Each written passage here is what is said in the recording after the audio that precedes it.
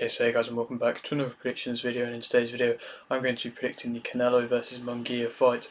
If you're new around here though and you haven't yet subscribed, please do so. Like video if you do need, like video, and let's get straight into it. So, going into this fight, Canelo is 62-2 with 39 KOs, and Munguia is 43-0 with 34 KOs.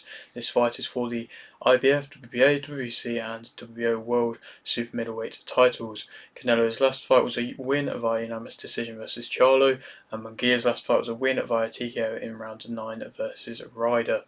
Canelo is 33 and Munguia is 27. Canelo's losses have come versus Bivol in 2022 and Mayweather in 2013. To speak a bit more about what I've just said there, obviously, like I mentioned, this is Canelo fighting against a fellow Mexican in Munguia. It's a fight which probably I would have liked to have seen in Mexico. I think it would have been, gone and done huge numbers in Mexico. But obviously, it's where the money makes sense, and I suppose it made sense in America. But nonetheless, of course, all the titles are on the line. Munguia, a very big step up for him. It's the first kind of world level, in my opinion, step up. Like going from John Ryder, who was a very creditable opponent and showed a lot of heart against Canelo in their fight and was deserving of a matchup against Munguia. To go straight from him to Canelo is a very big jump, but of course he's got the backing of Golden Boy. He's got a lot of momentum with him. He's had time to build himself up as a fighter and develop and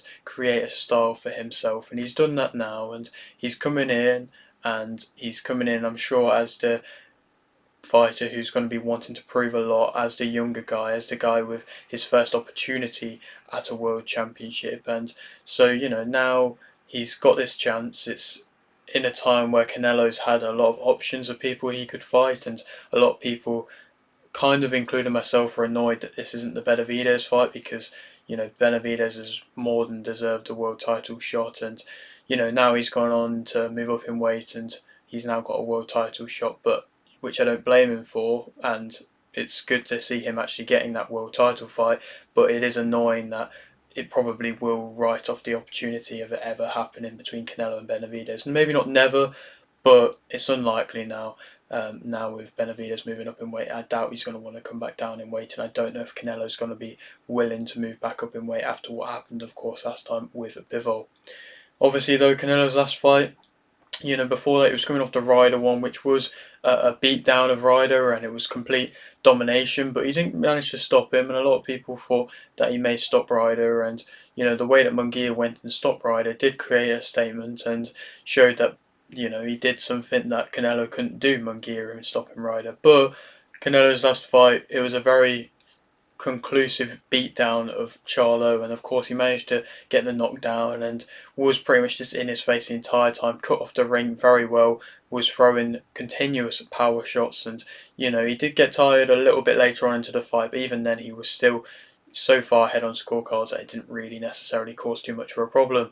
And that was against the Charlo who was seen as a very tough level opposition, and he was somebody who was on a great run of form himself, and people were questioning if Canelo was past his best or anything like that. And for him to go out there and like I mentioned, just so comfortably win against Charlo really did create a statement and create some more hype around him, and he did it in a fashion which it was a game plan that he stuck to. He wanted to be in his face, and he was, and it showed a new maybe life into Canelo's career. And so this fight's definitely going to prove if it is new life or if it was just Charlo mentally was broken and Canelo was just able to capitalise. And I think it's also going to be interesting to see the mentality of Munguia. Munguia against Derevyanchenko, he did have to dig really deep to be able to get through that fight, and he did, and he proved a lot. And it'll be just intriguing to see if he has that mental toughness which you require against a Canelo, because quite often fighters just give Canelo a lot of respect, which he deserves. But when you give him that much respect, because of course thinking of him as some world level fighter that he is, if you give him that much respect, he is just going to be able to mentally break you down, and he's done that so many times. And Munguia can't let that be a thing. He can't think, oh, I'm fighting Canelo here. He's got to be thinking, this is just a fight. This is a fight which I can win if I use a game plan which I'm used to, and I think that's where it's going to be tested mentally, Munguia. Also on this card though, there's 3 fights I want to speak about. Yet again, PBC, now with Golden Boy for this as well, put up another great card. It's another card which, since Amazon Prime joining alongside with PBC, they've been putting out only the best of cards. Of course, we had the Zoo Fundora card, and now we've got this one, and then we're also getting the Davis Martin card, which is also a great card as well. So, nonetheless, it's credit to PBC to wanting to show this ambition and this level of maybe improvement in cards since, of course, teaming up with Amazon Prime. But also on this card, though, is Stanionis versus Maestri for the WBA World Welterweight title, in which I think Stanionis will win via TKO in round 7. I'm a big fan of Stanionis. I think he is an underrated fighter in the division. I felt bad for him because of obviously what's happened to keep him out for the past 2 years. Obviously, he was meant to fight Virgil Ortiz twice, and of course that didn't end up happening. And so it's very nice to see him back fighting now, even if against a Maestri who I don't really rate too highly. I don't think he's anything too crazy, but I think Stanionis' style, it's very good boxing. It's aggressive. It's good body work. It's hooks. It's consistent pressure. It's a style which I think he's going to be able to get a stoppage, like I mentioned in this fight with. Also on this card is Barrios versus Maidana for the WBC World Welterweight title, in which I think Maidana will win via unanimous decision. This is a big step up for Maidana, but I believe he could do it in my opinion. Barrios has shown improvements in his last fights, and he looked good against Ugas, but I don't know, I think Maidana's just smaller frame, in your face type style that's typical of that of a South American. I think it could just possibly outwork Barrios, and defensively Barrios isn't anything crazy, but I think he relies on getting at least a one knockdown or something like that during a fight for him to be able to gain confidence. And I think Maidana is going to be a very tough fighter who's going to be able to take a shot and still continue to keep coming forwards. And I just don't know defensively how Barrios is going to be able to deal with that. And so I'm going to go with the upset. I'm going to go with a Maidana decision victory, possibly even a split decision. I think it could definitely be fight of the night at that one. And the final fight which I wanted to speak about was Figueroa versus Magdaleno for the WBC Interim World Featherweight title, in which I think Figueroa will win via unanimous decision. I think it's going to be a relatively comfortable night for Figueroa. I think Magdaleno in his best of days was a good top level fighter, but he just didn't look like he was anything too impressive against Ford. Ford really used his speed and his range to be able to cause a lot of problems for Magdaleno, and when Magdaleno came in, he just didn't look like he knew what he was doing when he came in anymore. And so yeah, I think Figueroa, he's going to be able to use that range, and he's going to be able to keep him at a distance. And I think even when he does come in, I think he's going to have the better success. Figueroa, he might get caught with a shot or two, so you might have to see how he deals with that. But I still think unanimous decision for Figueroa will be the case. And then possibly maybe go on to fight Ray Vargas, because now that Bull's fighting Ford, Ray Vargas, is in need of an opponent, so we'll have to wait and see what happens there. And then to go back to the main event and speak about both fighters, obviously you kind of know, I'm sure you know what Canelo's like as a fighter, but I thought I'd mention it nonetheless and, go through. I'm sure I'm missing loads of stuff with this just because of how good he has been throughout his career and how versatile he has been as a fighter. But to, give a overview of probably the more recent fights, more recent performances from him. He's of course very experienced.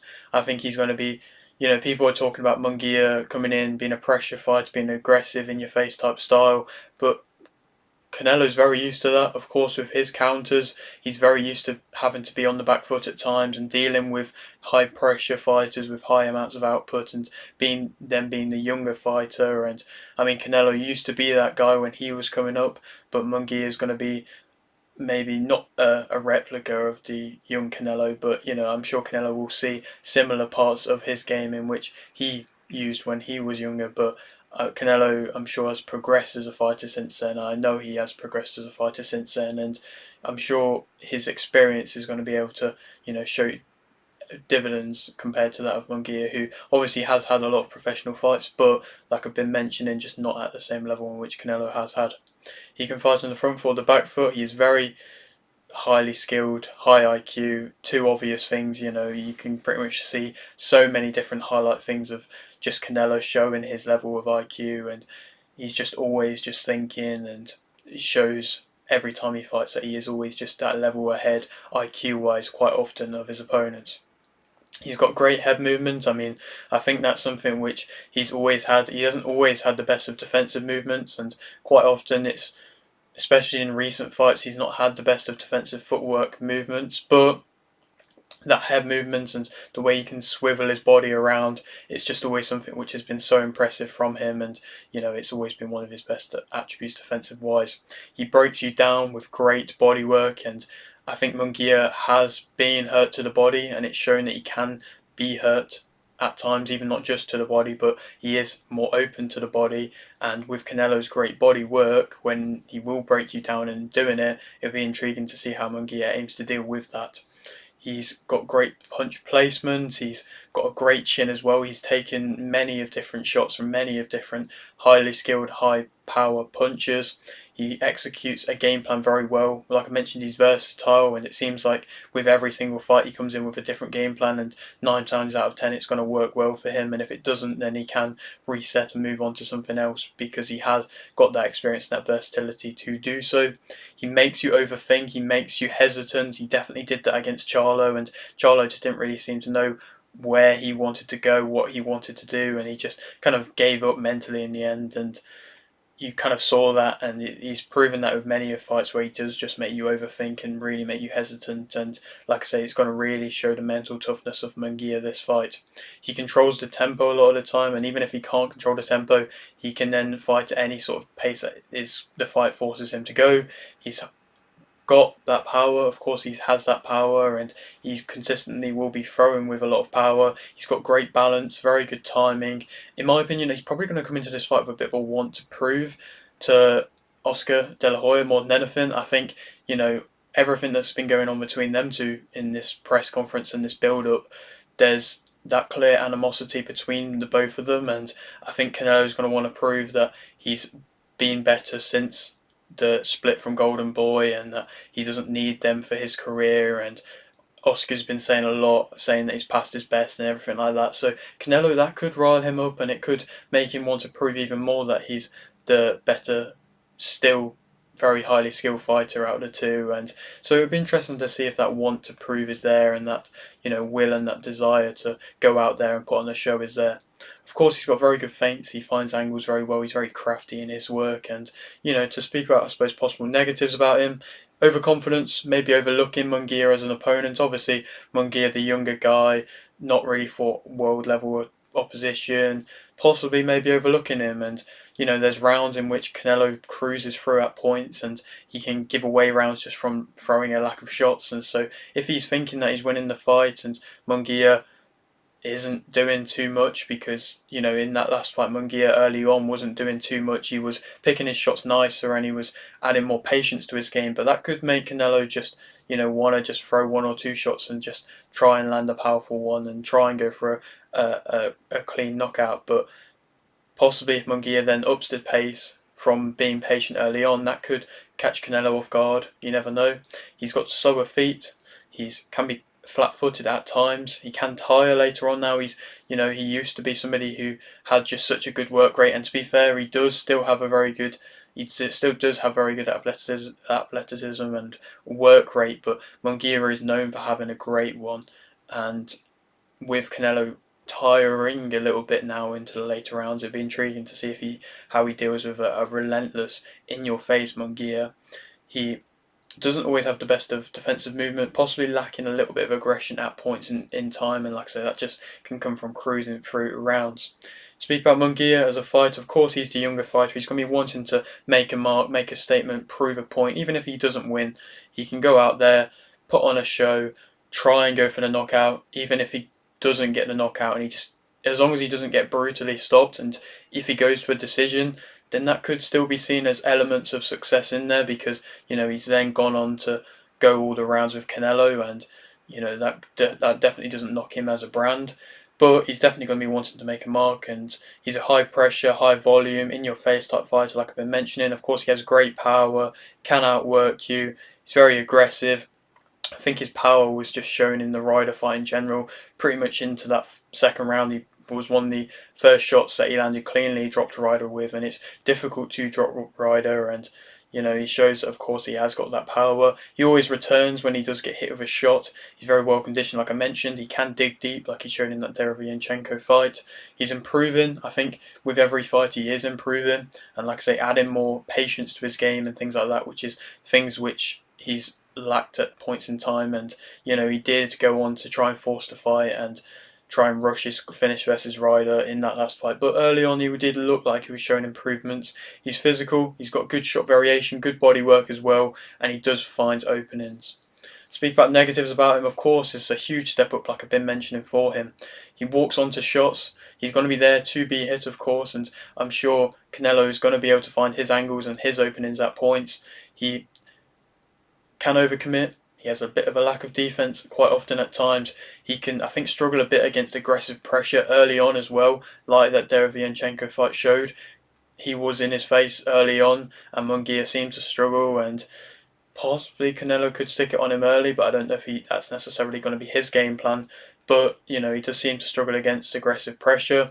He can be hurt, especially to the body, like I mentioned, and with Canelo's great body work, that could definitely create weaknesses in Munguia's game, I suppose. He doesn't utilise his jab, in my opinion, quite as much as he should do, because it is a great jab, and there is times where he does just forget about it, have that lack of patience a bit, forces the fight a bit, has his head on the line.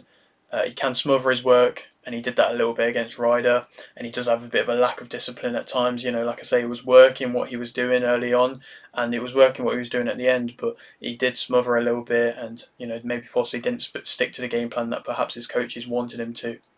Canelo is the favourite for this fight, and I think that Canelo will win via TKO in round 10.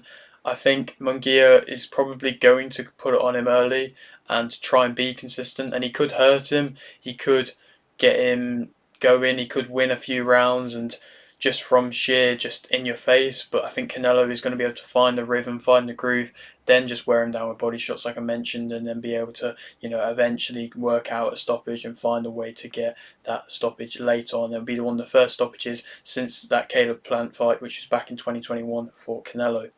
Then who he could go on to fight, obviously the Benavidez fight is the fight that everybody wants to see, but like I say, we might not end up seeing that next. Berlanga has been talked about as a fight, not really one that I'm too bothered about, but not for the moment, not one that I'm too bothered about, but it's been talked about. Jamal Charlo has been talked about, that could be an alright fight, but he didn't look anything too impressive in his last fight. Or Crawford, it's a fight which I don't personally really want to see right now, because I think of just the sheer weight difference between the two of them, but His Excellency has talked about that fight and his want for that fight, and so you never know, that could be an option next for Canelo. But with Canelo, of course, he's always got great options, and there's always people that are wanting to fight him. But yeah, that's it for today's video. Hope you did enjoy. Like video if you didn't, like video, subscribe if you're new, and thanks for watching.